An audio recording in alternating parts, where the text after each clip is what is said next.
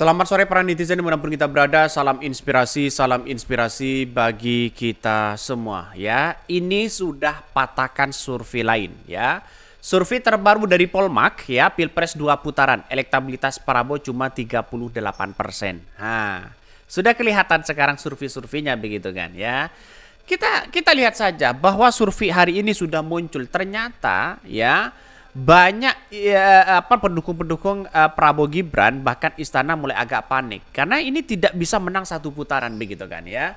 Kenapa saya menganggap bahwa Anies ya keluar sebagai pemenang? Begini ya, kalkulasi saya dan analisis saya.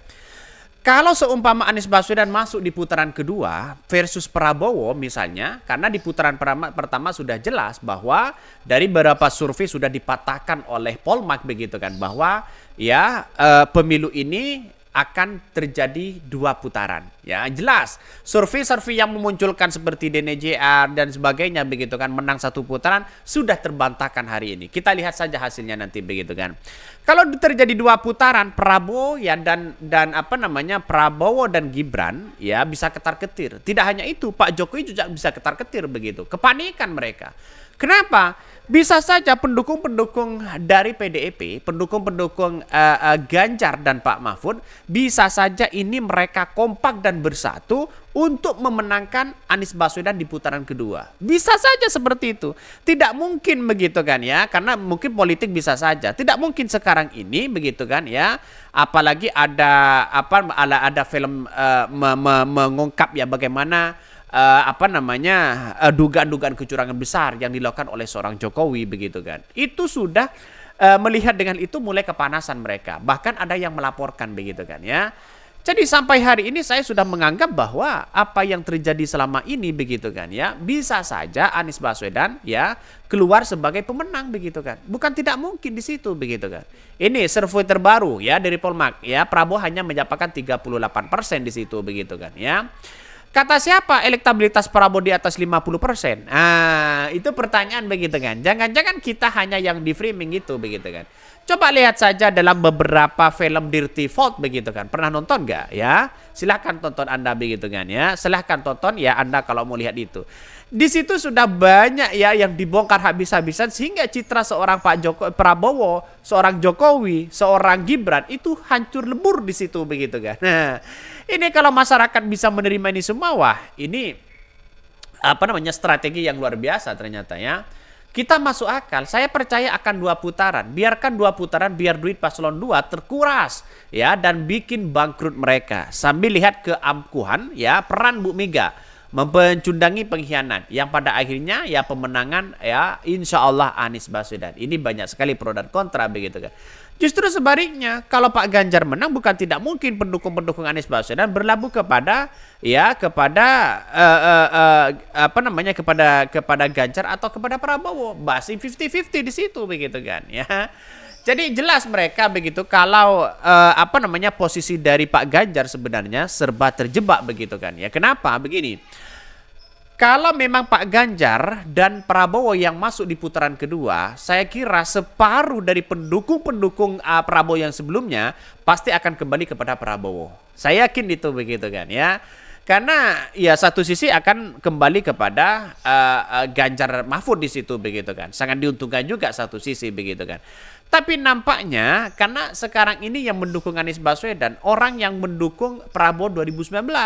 Sehingga apa yang terjadi selama ini ya terus kemudian ditambah orang yang kemudian tidak tidak senang kepada Gibran tapi senang kepada Prabowo. Alternatifnya adalah Anies Baswedan di situ begitu kan. Kalau Anies Baswedan kalah, tapi kalau menang, wah, bisa ragu mereka begitu. Insya Allah Anies sebagai ya keluar sebagai pemenang di situ begitu. Saya yakin dan saya yakin itu begitu kan ya. Karena nampaknya ingin mengalahkan Jokowi itu sudah di depan mata PDIP hari ini begitu kan ya. Bahkan ya ini kalau kita melihat dari beberapa yang ada begitu kan ya dari 2019 kita lihat saja perbandingannya sangat jauh begitu kan ya.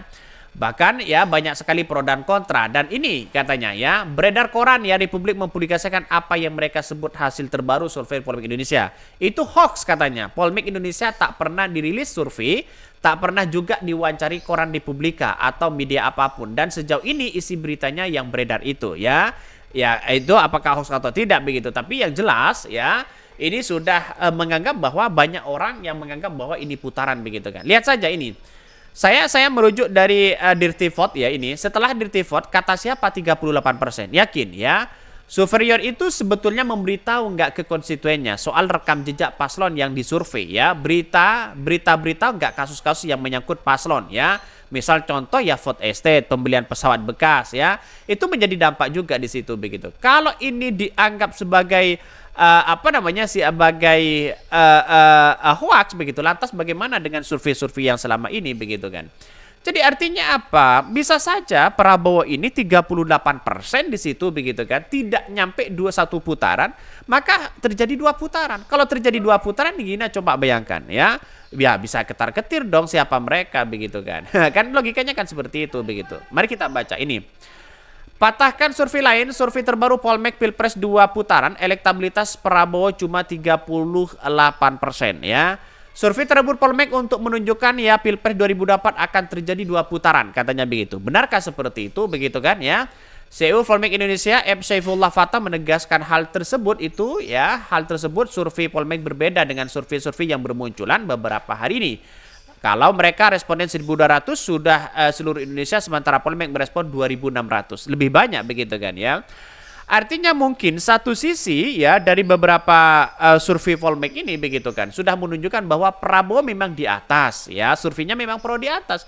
Tapi kelihatannya itu tidak mungkin satu putaran begitu. Katanya dalam beberapa netizen yang mengatakan seperti itu begitu. Jadi kalau kita melihat dengan hal-hal yang sedemikian rupa ya survei-survei hari ini, saya menganggap walaupun tidak merujuk pada Polmark begitu kan ya.